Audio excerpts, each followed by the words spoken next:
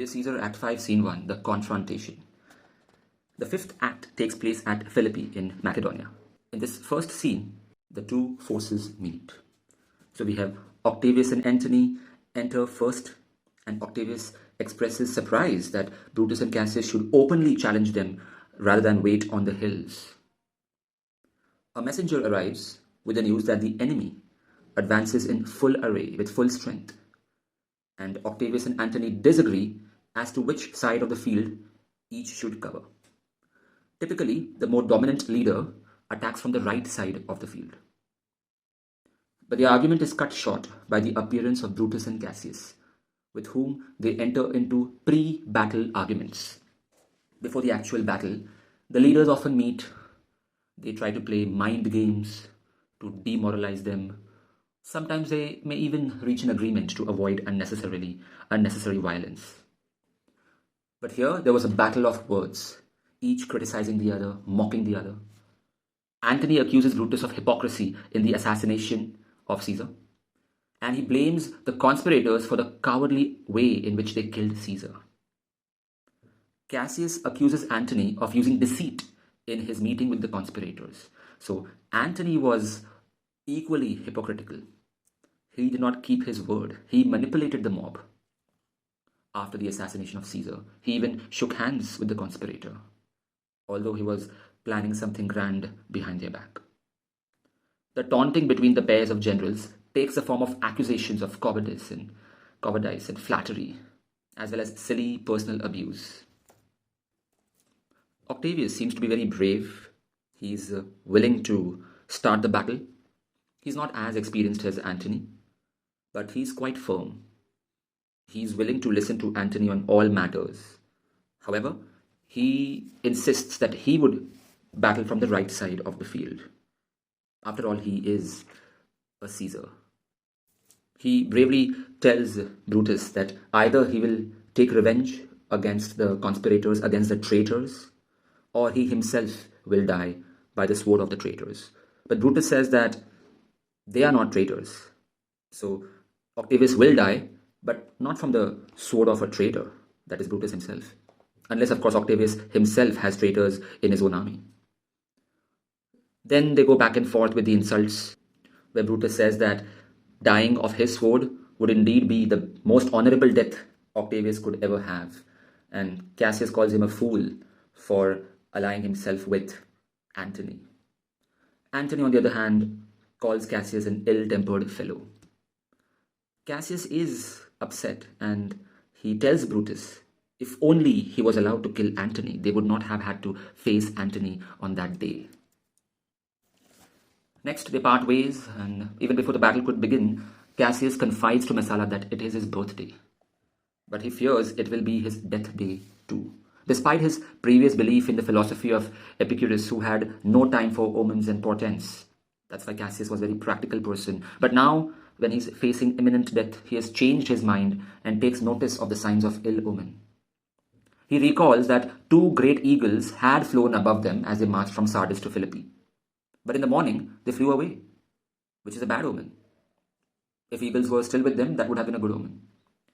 In fact, in place of eagles, they now see ravens, crows, and kites, which seems to foretell defeat and death. Brutus joins Cassius and is asked what his intentions are if they are defeated. What to do next? Brutus says that he does not believe in suicide because he's a stoic person. He thinks one should have patience to live through anything the gods ordain. On the other hand, he will never allow himself to be led in chains to Rome. Cassius has always told several times in the past that if he is defeated, he would commit suicide. And Brutus also agrees that, I guess dying is better than being humiliated in chains in front of the public. Then follows a very touching farewell between Brutus and Cassius, in case they do not see each other again, which will be the case very soon. They go into battle with this negative attitude. They feel that they will be defeated. Brutus is very eager to know the result of this battle. He wishes if only he could know what would happen at the end of the day, whether they would be successful or not. If they are successful, he would really smile seeing Cassius alive, and then they could plan how to rule Rome again. But if not, he feels that it was a perfect way to end their association, and the ball which was set rolling on the Ides of March will finally come to a conclusion that evening. Critical comments. Excitement and suspense. The last scene ended with the conspirators preparing to move to Philippi. Cassius had other plans. He said that we should not move, we should stay at Sardis, but Brutus overruled and they marched to Philippi. This scene begins with Antony and Octavius witnessing their arrival. As far as the story is concerned, this scene is a preparation for the last battle and the final catastrophe. There is the excitement and mounting suspense of the confrontation of the two pairs of leaders. The confrontation brings out the dignity and pride of Brutus and the temper of Cassius. There is an interesting verbal duel between the two pairs of leaders. The actual fighting on the field cannot be represented on the stage. So the verbal duel continues.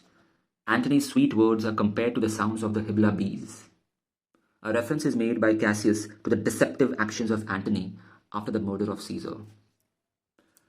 And if you remember how Antony had made a proscription list and killed hundreds of innocent people just on a mere suspicion, it shows that he was indeed a bee with a sting, that is a powerful, cunning commander.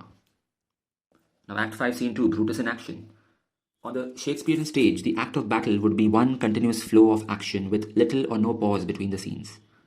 The flexible nature of Elizabethan stage conventions of space and time would allow a continuity of action. Shakespeare finds it difficult to present battle scenes on the stage. You can't actually show the violence on stage. It's not a movie.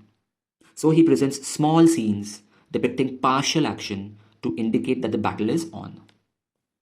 In this brief scene, the signals are given for the battle to start and the plain of Philippi is alive with troop movements. We can't see the entire troop, but we do see a few soldiers and the leaders.